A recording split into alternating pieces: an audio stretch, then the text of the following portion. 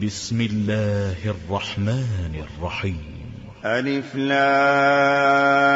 را، تلك آيات الكتاب المبين.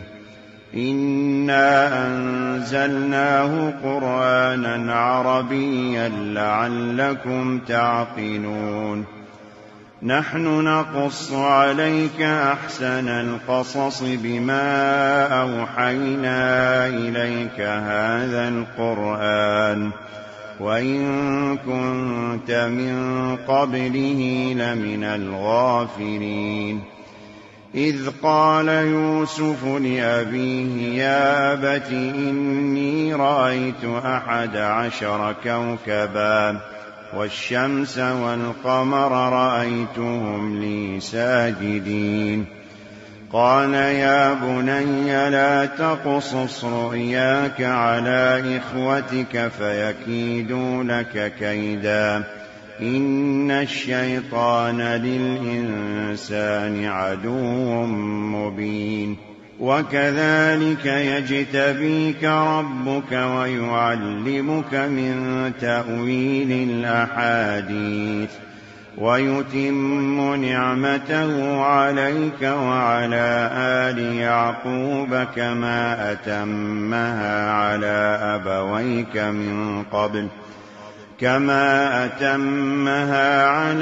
أبويك من قبل إبراهيم وإسحاق إن ربك عليم حكيم. لقد كان في يوسف وإخوته آيات للسائلين إذ قالوا ليوسف وأخوه أحب إلى أبينا منا ونحن عصبة إن أبانا لفي ضلال مبين.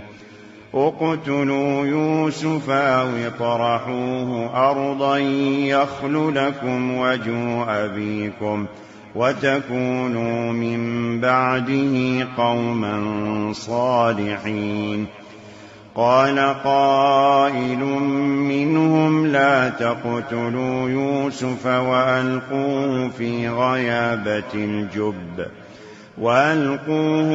غيابة الجب يلتقطه بعض السيارة إن كنتم فاعلين. قالوا يا أبانا ما لك لا تأمنا على يوسف وإنا له لناصحون. أرسله معنا غدا يرتع ويلعب وإنا له لحافظون. قال إني ليحزنني أن تذهبوا به وأخاف أن يأكله الذئب وأنتم عنه غافلون. قالوا لئن أكله الذئب ونحن عصبة إنا إذا لخاسرون. فلما ذهبوا به وأجمعوا أن يجعلوه في غيابة الجب وأوحينا إليه لتنبئنهم بأمرهم هذا وهم لا يشعرون. وجاءوا أباهم عشاء يبكون.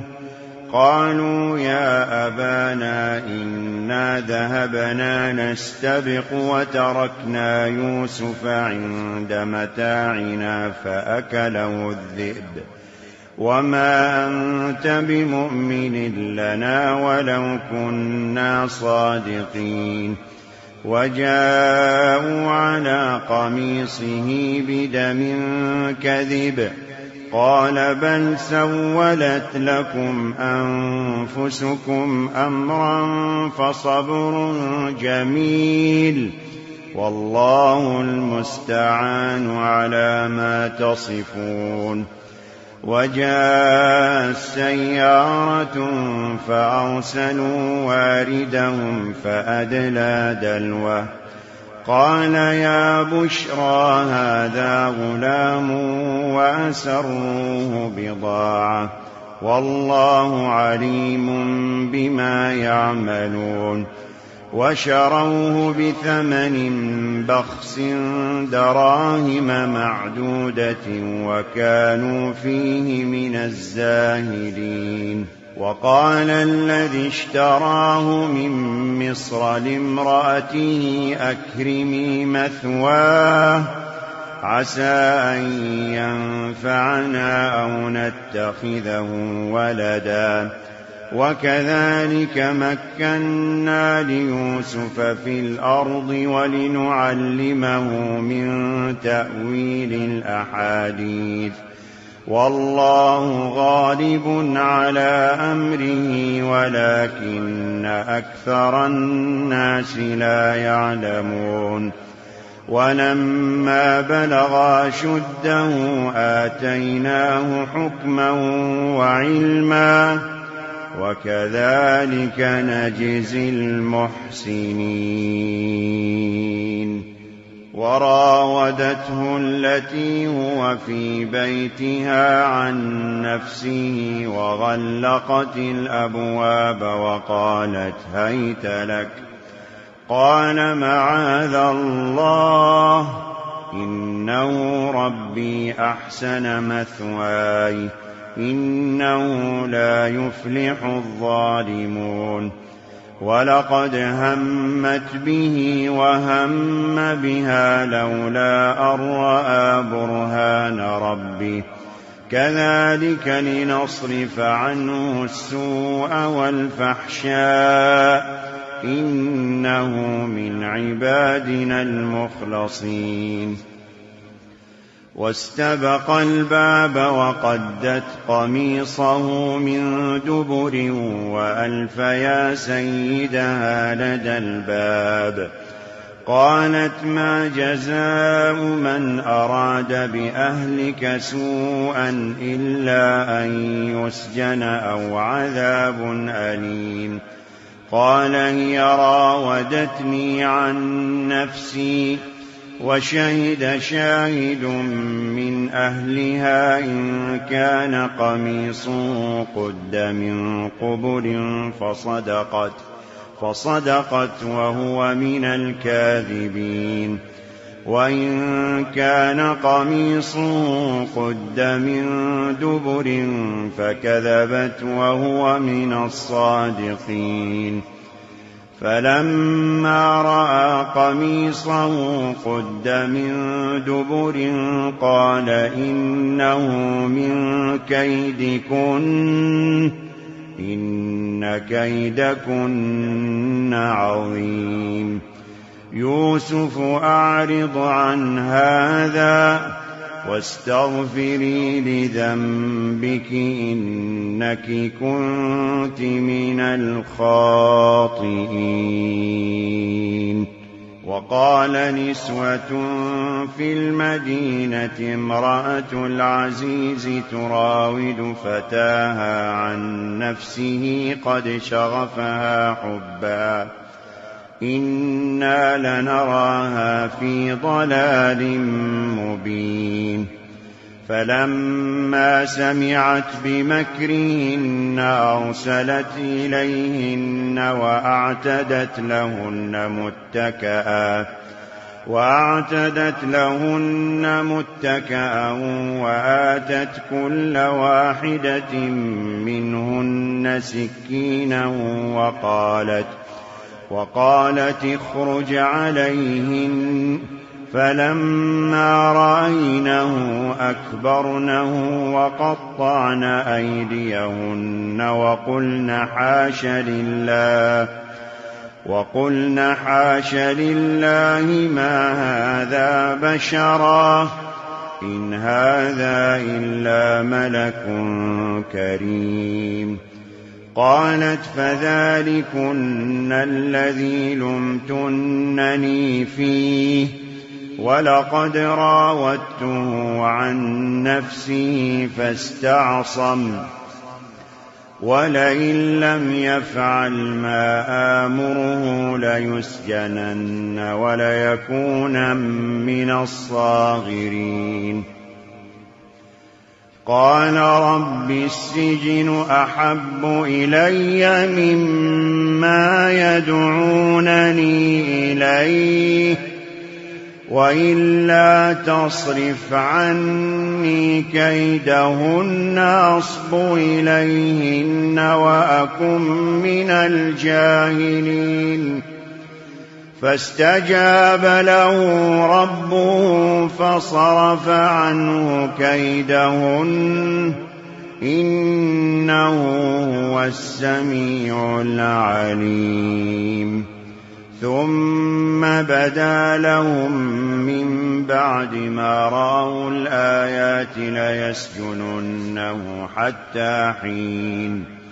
ودخل معه السجن فتيان قال أحدهما إني أراني أعصر خمرا وقال الآخر إني أراني أحمل فوق رأسي خبزا تأكل الطير منه نبئنا بتأويله إنا نراك من المحسنين. قال لا يأتيكما طعام ترزقانه إلا نبأتكما بتأويله قبل أن يأتيكما ذلكما مما علمني ربي إني تركت ملة قوم لا يؤمنون بالله وهم بالآخرة هم كافرون واتبعت ملة آبائي إبراهيم وإسحاق ويعقوب ما كان لنا أن نشرك بالله من شيء ذلك من فضل الله علينا وعلى الناس ولكن أكثر الناس لا يشكرون. يا صاحبي السجن أأرباب متفرقون خير أم الله الواحد القهار. ما تعبدون من دونه إلا أسماء سميتموها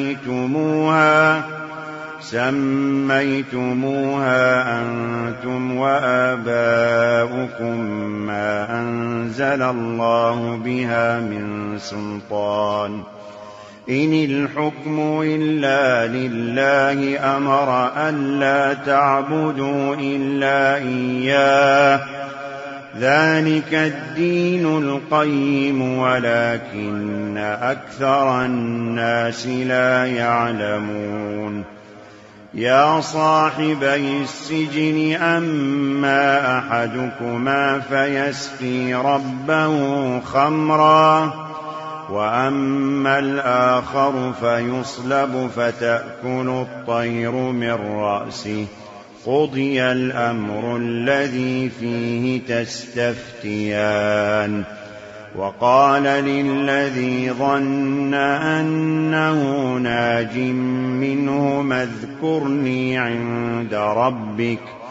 فأنساه الشيطان ذكر ربه فلبث في السجن 10 سنين. وقال الملك إني أرى 7 بقرات سمان يأكلهن 7 عجاف و7 سنبلات خضر وأخر يابسات. يا أيها الملأ أفتوني في رؤياي إن كنتم للرؤيا تعبرون. قالوا أضغاث أحلام وما نحن بتأويل الأحلام بعالمين. وقال الذي نجا منهما وادكر بعد أمة أنا أنبئكم بتأويله فأرسلون. يوسف أيها الصديق أفتنا في 7 بقرات سمان يأكلهن 7 عجاف و7 سنبلات خضر وأخر يابسات لعلي أرجع إلى الناس لعلهم يعلمون قال تزرعون 7 سنين دأبا فما حصدتم فذروه في سنبله إلا قليلا مما تأكلون ثم يأتي من بعد ذلك 7 شداد يأكلن ما قدمتم لهن إلا قليلا مما تحصنون ثم يأتي من بعد ذلك عام فيه يغاث الناس وفيه يعصرون وقال الملك ائتوني به فلما جاءه الرسول قال ارجع إلى ربك فاسأله ما بال النسوة اللاتي قطعن أيديهن إن ربي بكيدهن عليم قال ما خطبكن إذ راوتن يوسف عن نفسه قلن حاش لله ما علمنا عليه من سوء قالت امرأة العزيز الآن حصحص الحق أنا راودته عن نفسه وإنه لمن الصادقين ذلك ليعلم أني لم أخنه بالغيب وأن الله لا يهدي كيد الخائنين وما أبرئ نفسي إن النفس لأمارة بالسوء إلا ما رحم ربي إن ربي غفور رحيم وقال الملك ائتوني به أستخلصه لنفسي فلما كلمه قال إنك اليوم لدينا مكين أمين قال اجعلني على خزائن الأرض إني حفيظ عليم وكذلك مكنا ليوسف في الأرض يتبوأ منها حيث يشاء نصيب برحمتنا من نشاء ولا نضيع أجر المحسنين ولأجر الآخرة خير للذين آمنوا وكانوا يتقون وجاء إخوة يوسف فدخلوا عليه فعرفهم وهم له منكرون ولما جهزهم بجهازهم قال ائتوني بأخ لكم من أبيكم ألا ترون أني أوفي الكيل وأنا خير المنزلين فإن لم تأتوني به فلا كيل لكم عندي ولا تقربون قالوا سنراود عنه أباه وإنا لفاعلون وقال لفتيانه اجعلوا بضاعتهم في رحالهم لعلهم يعرفونها إذا انقلبوا إلى أهلهم لعلهم يرجعون فلما رجعوا إلى أبيهم قالوا يا أبانا منع منا الكيل فأرسل معنا أخانا نكتل وإنا له لحافظون قال هل آمنكم عليه إلا كما أمنتكم على أخيه من قبل فالله خير حافظا وهو أرحم الراحمين ولما فتحوا متاعهم وجدوا بضاعتهم ردت إليهم قالوا يا أبانا ما نبغي هذه بضاعتنا ردت إلينا ونمير أهلنا ونحفظ أخانا ونزداد كيل بعير ذلك كيل يسير قال لن أرسله معكم حتى تؤتون موثقا من الله لتأتونني به إلا أن يحاط بكم فلما آتوا موثقهم قال الله على ما نقول وكيل وقال يا بني لا تدخلوا من باب واحد وادخلوا من أبواب متفرقة وما أغني عنكم من الله من شيء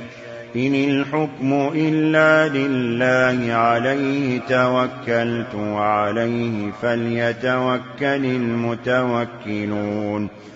ولما دخلوا من حيث أمرهم أبوهم ما كان يغني عنهم من الله من شيء إلا حاجة في نفس يعقوب قضاها وإنه لذو علم لما علمناه ولكن أكثر الناس لا يعلمون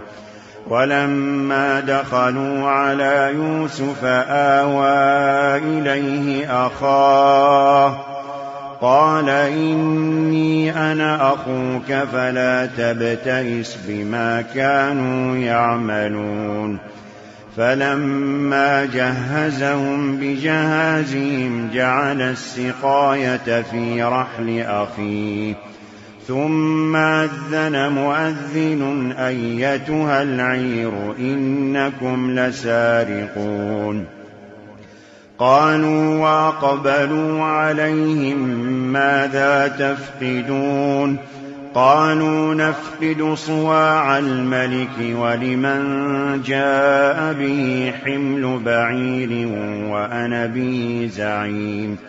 قالوا تالله لقد علمتم ما جئنا لنفسد في الأرض وما كنا سارقين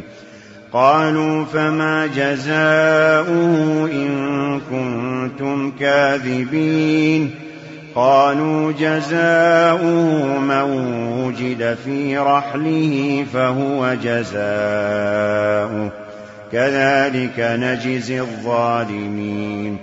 فبدأ بأوعيتهم قبل وعاء أخيه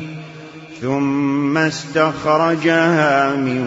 وعاء أخيه كذلك كدنا ليوسف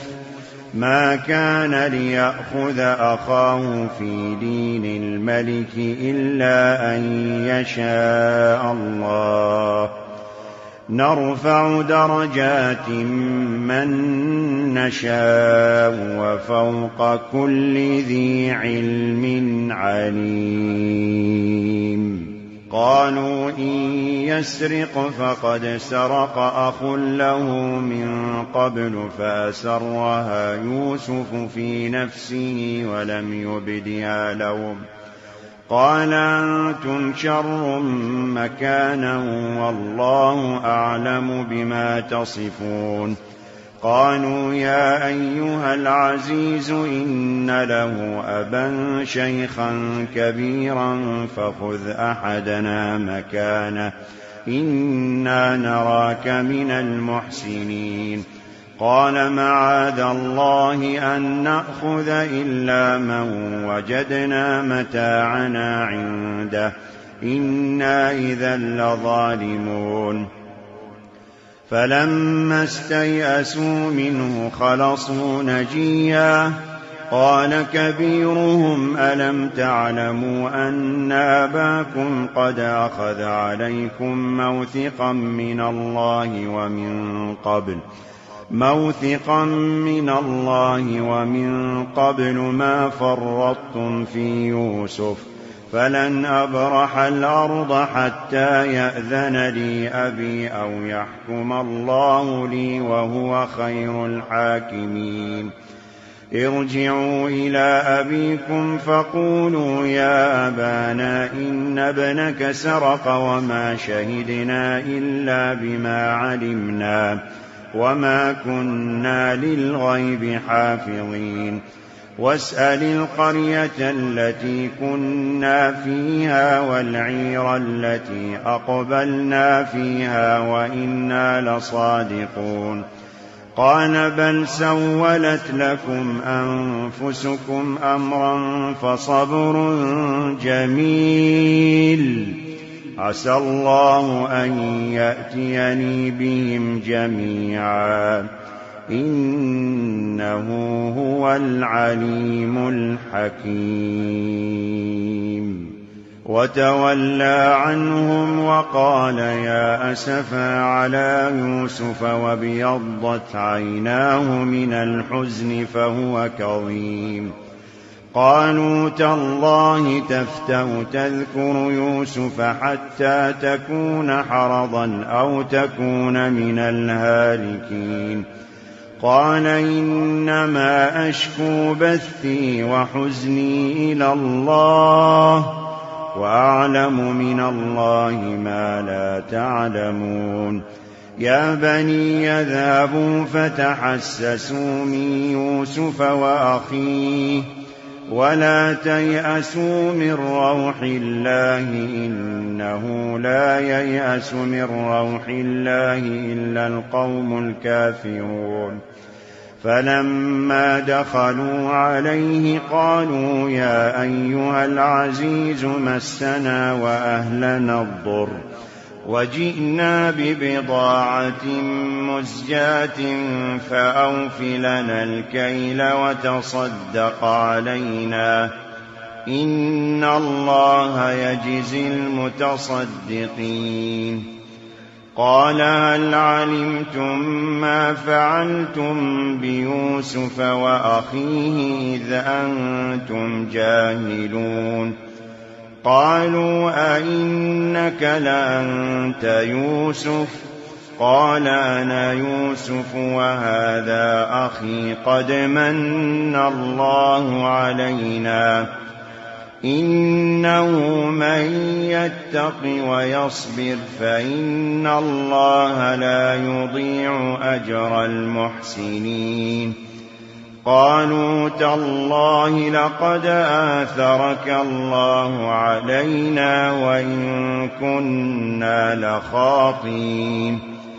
قال لا تثريب عليكم اليوم يغفر الله لكم وهو أرحم الراحمين اذهبوا بقميصي هذا فألقوه على وجه أبي يأت بصيرا وأتوني بأهلكم أجمعين ولما فصلت العير قال أبوهم إني لأجد ريح يوسف لولا أن تفندون قالوا تالله إنك لفي ضلالك القديم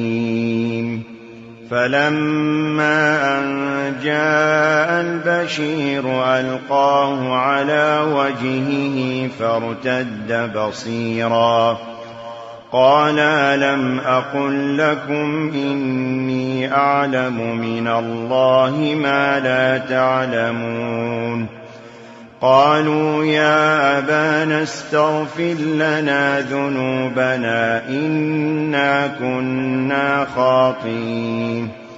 قال سوف أستغفر لكم ربي إنه هو الغفور الرحيم.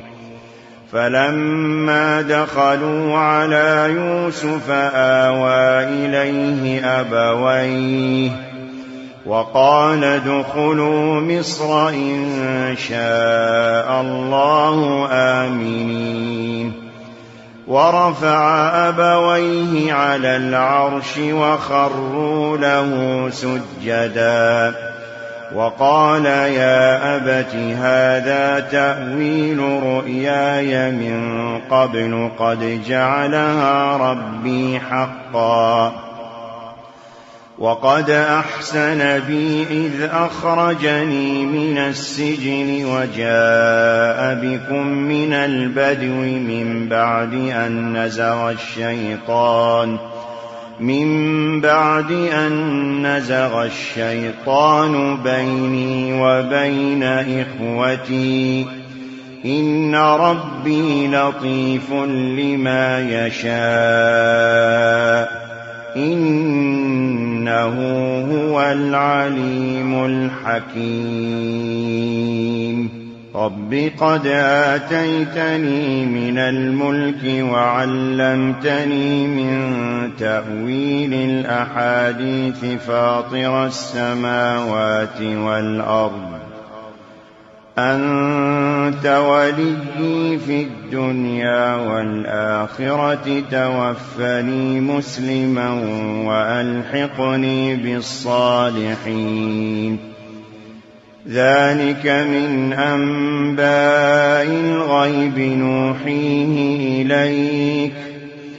وما كنت لديهم إذ أجمعوا أمرهم وهم يمكرون. وما أكثر الناس ولو حرصت بمؤمنين وما تسألهم عليه من أجر إن هو إلا ذكر للعالمين. وكأين من آية في السماوات والأرض يمرون